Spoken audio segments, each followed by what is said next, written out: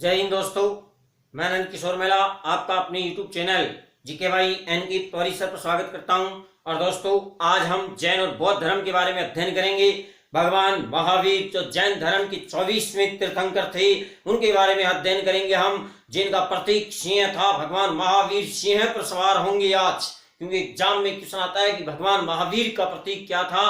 तो जैन धर्म में 24 तीर्थंकर माने जाते हैं और 24वें तीर्थंकर थे कौन? भगवान महावीर। तो दोस्तों, अगर आपको हमारा ये वीडियो पसंद आए तो आप चैनल को लाइक, सब्सक्राइब और दोस्तों के साथ शेयर जरूर करेंगे। मुझे विश्वास है आप हमारे चैनल को सब्सक्राइब नहीं किया है तो जरूर करेंगे, मुझे विश्वास है। हम बात कर रहे हैं किसकी? भगवान महावीर और भगवान बुद्ध की। भगवान महावीर और बुद्ध, देखिए, भगवान महावीर से अकेले जैन धर्म नहीं बना, भगवान बुद्ध से अकेले बौद्ध धर्म बन गया, ऐसा माना जाता है। लेकिन हम देख रहे हैं दोनों का एक साथ, क्योंकि कई बार प्रश्न आता है कि इनका जन्म कहाँ हुआ, इनकी मृत्यु कहाँ हुई, इनकी पत्नी कौन थी, इनके पिता माता कौन थे। पहले हम इनकी पारिवारिक पृष्ठभूमि और इनके जीवन की क्रियाक्रम देख रहे हैं। सबसे पहले हम बात कर रहे हैं भगवान महावीर के बारे में। हमें पता है जैन धर्म में 24 तीर्थंकर हुए थे और उसमें से 24वें तीर्थंकर कौन थे? भगवान महावीर स्वामी। ये जैन धर्म के 24वें तीर्थंकर थे। तो लाडलो, प्रथम तीर्थंकर कौन थे?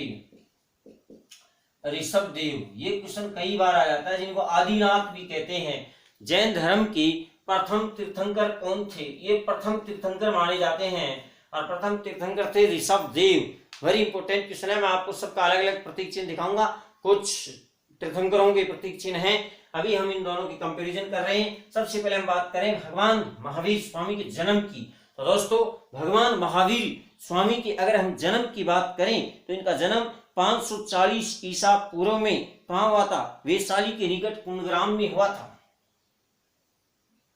540 ईसा पूर्व। देखिए, कई जगह 599 ईसा पूर्व भी आपको मिल सकता है, तो उस आधार पर ये 72 वर्ष की अवस्था में हमें छोड़ के जाएंगे, आप देख लेना। 540 ईसा पूर्व कुंडग्राम, ये वैशाली के निकट था एक ग्राम, इसका नाम है कुंडग्राम। वैशाली बिहार में है ये जगह, वहीं पर इनका जन्म हुआ था 540 ईसा पूर्व। और इनके पिता का नाम था सिद्धार्थ, इनकी माता का नाम था त्रिशला। दोस्तों, जो सिद्धार्थ थे इनके पिता भगवान महावीर स्वामी की, उनके कुल का नाम था ज्ञात्रक कुल, क्योंकि कई बार इनकी कुल भी पूछ लिया जाता है, तो आप ध्यान रखना, ज्ञात्रिक कुल। तो ध्यान दीजिए, यहां पर इनके पिता किस कुल से संबंध रख रहे हैं? ज्ञात्रक कुल से। तो भगवान महावीर भी किस कुल में पैदा हो गए? ज्ञात्रक कुल में पैदा हो गए। इनका विवाह भी हुआ था दोस्तों, इनका विवाह हुआ था, ये अविवाहित नहीं थे, इन्होंने भी शादी की थी और इनकी पत्नी का नाम था यशोदा। ध्यान दीजिए, यहाँ पर भगवान कृष्ण की माता थी यशोदा, भगवान श्री कृष्ण की माता थी यशोदा, और यहाँ पर यशोदा पत्नी है भगवान महावीर स्वामी की। पुत्री हुई थी इनकी एक, प्रियदर्शना, नाम याद रह जाएगा, प्रियदर्शना। प्रियदर्शना किसकी पुत्री है? भगवान महावीर स्वामी की। अब देखो भाई, शादी हो गई, ब्याह हो गया, तो बच्चे तो होंगे ही, तो बच्चा कौन सा हुआ यहाँ पर? प्रियदर्शना। यहाँ पुत्री हो रही है कौन? प्रियदर्शना। अब भाई बच्ची हो गई तो बच्ची की शादी भी करनी पड़ेगी, तो फिर दामाद जी भी आएंगे, तो दामाद जी कौन थे यहाँ पर? जामाली।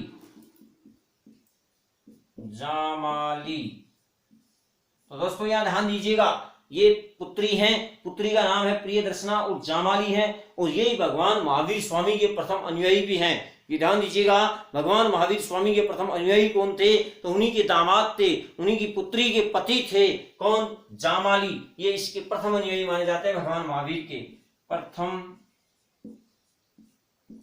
अनुयायी किसके अनुयायी है लाडलो? भगवान महावीर स्वामी के। तो भाई भगवान महावीर स्वामी ने विवाह रचाया, आपकी कोई दिक्कत? विवाह हुआ तो इनके पुत्री भी प्रियदर्शना, और प्रियदर्शना का विवाह हुआ जामाली के साथ, और जामाली ही इनके प्रथम क्या थे लाडलो? अनुयायी थे। ध्यान रखना, वेरी इंपॉर्टेंट क्वेश्चन है। बचपन का नाम था इनका वर्धमान। बचपन का नाम क्या था? वर्धमान। ये ध्यान दीजिएगा, बचपन का था नाम इनका वर्धमान, और जब इन्होंने कठोर तपस्या की तब ये भगवान महावीर कहलाए।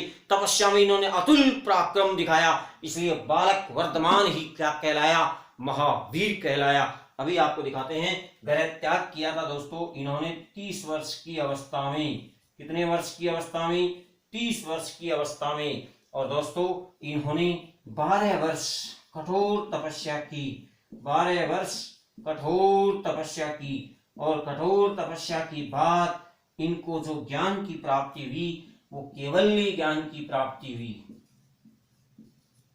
कौन सा ज्ञान है लाडलो? केवल्य ज्ञान की प्राप्ति। वेरी इंपॉर्टेंट क्वेश्चन रहेगा यहाँ से। कौन सा ज्ञान मिल रहा है इनको? केवल्य ज्ञान की प्राप्ति हो रही है।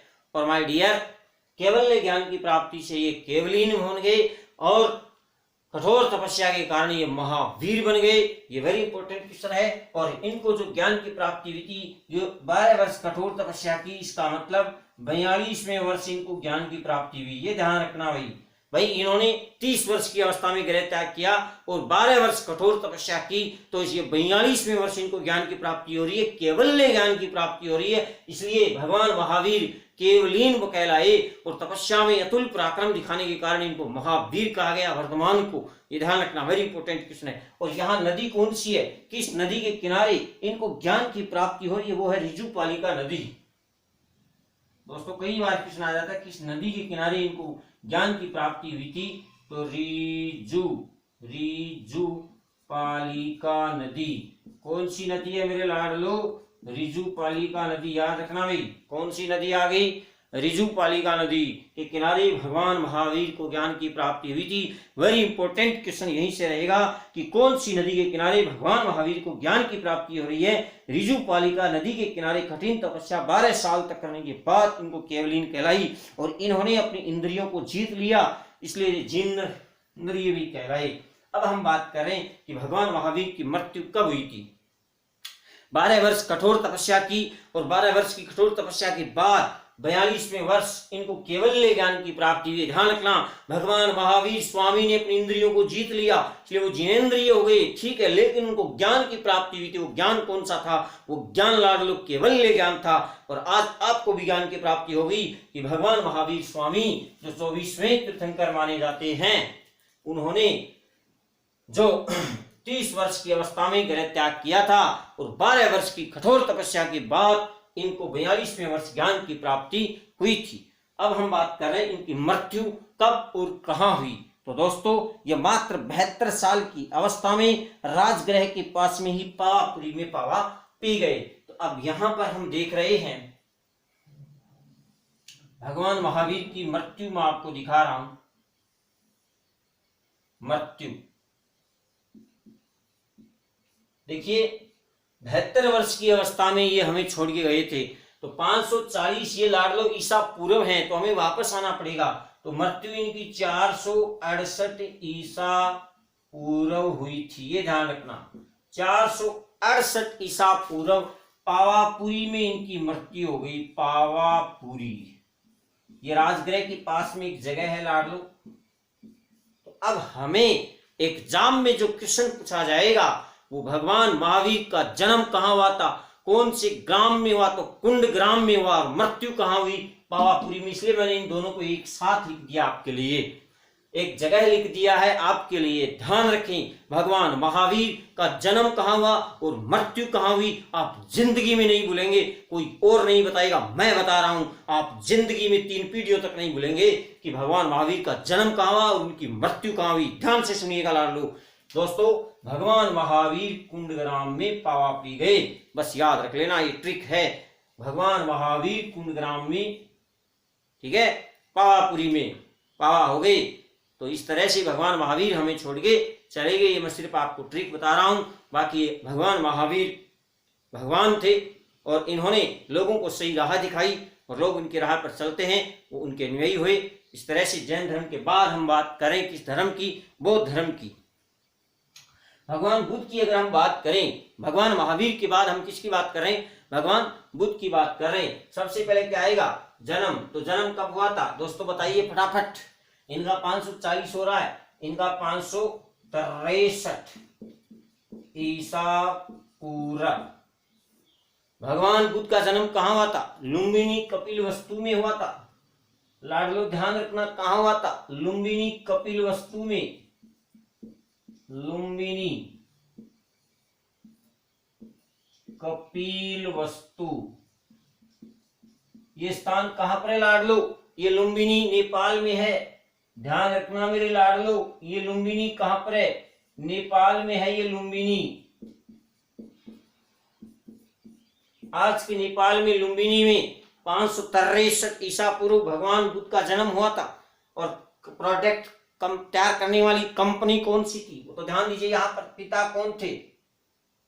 इनके पिता का नाम, भगवान बुद्ध के पिता का नाम क्या था? भगवान बुद्ध के पिता का नाम था सुदोधन। सुदोधन। भगवान बुद्ध की माता का नाम क्या था? भगवान बुद्ध की माता का नाम क्या था? तो दोस्तों यहाँ ध्यान दीजिए, यहाँ पर जो भगवान बुद्ध के पिता हैं वो सुदोधन है। और वो किस कुल से हैं? जैसे इधर की हम बात करें ज्ञात्रक कुल है, तो यहां पर मैं आपको पहले कुल दिखा देता हूं, शाक्य कुल। क्योंकि कई बार ये प्रश्न आता है किस कुल में पैदा हुए, तो भगवान बुद्ध किस कुल में पैदा हुए? शाक्य कुल में। और भगवान महावीर किस कुल में पैदा हुए? ज्ञात्रक कुल में। और भगवान बुद्ध की अगर हम बात करें तो इनकी माता का नाम क्या था? महामाया था। लेकिन वो बेचारी जन्म के 7वें दिन ही छोड़ के चली गई भगवान बुद्ध को। ये ध्यान दीजिए यहाँ पर महामाया। दोस्तों यहाँ पर महामाया और सुदोधन की मेहनत रंग लाई और 7वें दिन ही महामाया उनको छोड़ के चली गई। तो इनका पालन पोषण किसने किया? गौतमी प्रजापति ने। गौतमी प्रजापति ने। तो ध्यान दीजिए यहाँ पर पिता कौन है? सुदोधन है। कुल कौन सा है? शाक्य कुल है। माताजी कौन है? महामाया। जन्म के 7वें दिन इनका निधन हो जाता है तो गौतमी प्रजापति इनका पालन पोषण करती है, ध्यान रखना। अब हम बात कर रहे हैं जब ये शादी के लायक हुई 16 वर्ष की तो इनके विवाह कर दिया गया। और इनकी दुल्हन का नाम क्या था? तो दोस्तों यहाँ ध्यान दीजिएगा, भगवान बुद्ध ने भी विवाह रचाया था और इनकी पत्नी का नाम था यशोधरा। दोस्तों ध्यान दीजिएगा, इधर पत्नी कौन है? यशोदा है। और इधर कौन है? यशोधरा है। थोड़ा सा अंतर है। अब विवाह हो गया तो भाई बच्चे तो होने ही थे, तो इनके इधर पुत्र का जन्म हुआ। इनके घर में पुत्र रत्न की प्राप्ति हुई। और कौन सा पुत्र? राहुल। लेकिन ध्यान दीजिए यहाँ पर भगवान बुद्ध के भी बचपन का नाम था। जहां मैंने आपको यहाँ दिखाया ना भगवान महावीर के बचपन का नाम वर्धमान, ऐसे ही भगवान बुद्ध के बचपन का नाम भी था। तो दोस्तों ध्यान दीजिए, भगवान बुद्ध के बचपन का नाम, भगवान बुद्ध के बचपन का नाम क्या था? तो भगवान बुद्ध के बचपन का नाम था सिद्धार्थ। ये वेरी इंपॉर्टेंट क्वेश्चन रहता है दोस्तों। भगवान बुद्ध के बचपन का नाम क्या था? सिद्धार्थ। क्योंकि इधर देखिए भगवान महावीर के पिता का नाम क्या है? सिद्धार्थ। तो भगवान महावीर के पिता का जो नाम था वो ही भगवान बुद्ध के बचपन का नाम था, याद रह जाएगा। इधर यशोदा है, अर्धांगिनी धर्म पत्नी कौन है? यशोदा है। और इधर यशोधरा है। इधर पुत्री हो रही है प्रियदर्शना और इधर पुत्र हो रहा है राहुल। ये ध्यान रखना मेरे लाडलो, वेरी इंपॉर्टेंट क्वेश्चन रहता है दोस्तों कि इनकी पत्नी का नाम क्या था? यशोदा। और इधर जो पत्नी है वो कौन है? यशोधरा है। और इधर पुत्री है कौन? प्रियदर्शना। और इधर है कौन? राहुल। अब दोस्तों जिस तरह से इन्होंने 30 वर्ष की अवस्था में गृह त्याग किया था, ऐसे ही भगवान बुद्ध ने भी 29 वर्ष की अवस्था में गृह त्याग किया था। 29 वर्ष की अवस्था में गृह त्याग किया था। और दोस्तों यह ध्यान देने वाली बात है कि इधर हमें एक शब्द और देखना पड़ेगा कि इस गृह त्याग को क्या कहा जाता है बौद्ध धर्म में। तो दोस्तों गृह त्याग को बौद्ध धर्म में कहा जाता है महाभिनिष्क्रमण।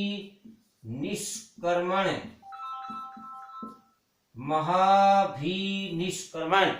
दोस्तों गृह त्याग को क्या कहा जाता है? महाभिनिष्क्रमण। ये वेरी इंपॉर्टेंट क्वेश्चन है। घर बार छोड़ के अपनी पत्नी और बच्चों को छोड़ के जंगल में चले गए भगवान बुद्ध 29 वर्ष की अवस्था में। बताते हैं ऐसा, मैं तो वहां था नहीं और भगवान बुद्ध के पता नहीं एक रात्रि में क्या सूझा और वो जंगल में चले गए अपनी पत्नी और बच्चे को छोड़ के। 29 वर्ष की अवस्था में कोई जाता क्या पत्नी को छोड़ के? रात्रि के समय कोई नहीं जाता, भगवान बुद्ध चले गए थे दोस्तों।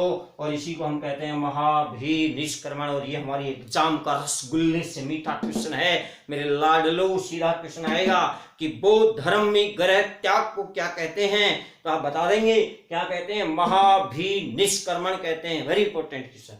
29 वर्ष की अवस्था में इन्होंने गृह त्याग किया और 6 वर्ष की तपस्या में मात्र 35वें वर्ष इनको ज्ञान की प्राप्ति हो गई। दोस्तों उधर जो ज्ञान मिल रहा है ये केवल्य ज्ञान है और ये केवलीन कहलाए हैं। इधर जो ज्ञान मिल रहा है ये बोधिसत्व ज्ञान मिल रहा है। बोधिसत्व ज्ञान कौन सा ज्ञान है? बोधिसत्व ज्ञान की प्राप्ति। तो माय डियर ध्यान दीजिए, यहाँ पर बोधिसत्व ज्ञान की प्राप्ति हो रही है। और ये बालक सिद्धार्थ क्या कहलाया? भगवान बुद्ध कहलाए। ये वेरी इंपॉर्टेंट है। और इधर जैसे रिजुपालिका नदी है, कौन सी नदी है? रिजुपालिका नदी। ऐसे ही इधर पुनपुन नदी थी, पुनपुन नदी, ये ध्यान रखना भाई। निरंजना,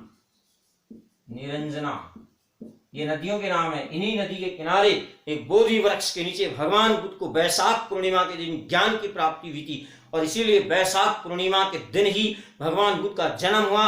वैशाख पूर्णिमा के दिन ही भगवान बुद्ध को ज्ञान की प्राप्ति हुई। और भगवान बुद्ध बौद्ध पूर्णिमा का दिन ही हमें छोड़ के गए थे दोस्तों। इसलिए बौद्ध पूर्णिमा का बौद्ध धर्म में बहुत महत्व है। वैशाख पूर्णिमा, बुद्ध पूर्णिमा, उसी दिन सब कुछ हुआ था। इधर बौद्ध धर्म में भगवान बुद्ध आए इस दुनिया में, ज्ञान की प्राप्ति हुई और हमें छोड़ के चले गए भगवान बुद्ध। ये सब काम हुए थे बौद्ध पूर्णिमा, वैशाख पूर्णिमा को। अब वो दिन आ रहा है जब भगवान बुद्ध हमें छोड़ के जा रहे हैं। बाकी हम इनकी धार्मिक बातें, इनके उपदेशों की बातें अलग से करेंगे। दोस्तों अगर हम बात करें भगवान बुद्ध की मृत्यु की, तो ये 80 वर्ष की अवस्था में हमें छोड़ के गए थे। कितने वर्ष की अवस्था में? 80 वर्ष की अवस्था में भगवान बुद्ध का निधन हो गया। और दोस्तों यहाँ ध्यान देने वाली बात है कि इधर 72 वर्ष की अवस्था में, कई बार सीधा क्वेश्चन आ जाता है कि भगवान महावीर कितने वर्ष की उम्र में हमें छोड़ के गए थे? 72 वर्ष की उम्र में छोड़ के गए थे। जबकि भगवान बुद्ध हमें 80 वर्ष की उम्र में छोड़ के गए थे। यानी 563 और 80, 483 ईसा पूर्व। दोस्तों यहाँ ध्यान दीजिएगा, वेरी इंपॉर्टेंट क्वेश्चन है। लुम्बिनी कपिल वस्तु में भगवान बुद्ध का जन्म हो रहा है और कुशीनगर में वो हमें खुशी छोड़ के नहीं जा रहे हैं। देखिए भगवान बुद्ध गए तो खुशी थोड़ी हुई थी, लेकिन इस गांव का नाम ही कुशीनगर है। ये ध्यान देने वाली बात है। भगवान बुद्ध छोड़ के गए, बहुत दुख हुआ, लेकिन इनका जाने वाला स्थान क्या है? वो कुशीनगर है। यहाँ खुशी हो गई। तो ध्यान रखना, लुम्बिनी कपिल वस्तु में भगवान बुद्ध का जन्म हुआ था। लाडलो कहाँ पर हुआ था? लुम्बिनी कपिल वस्तु में भगवान बुद्ध का जन्म हुआ था।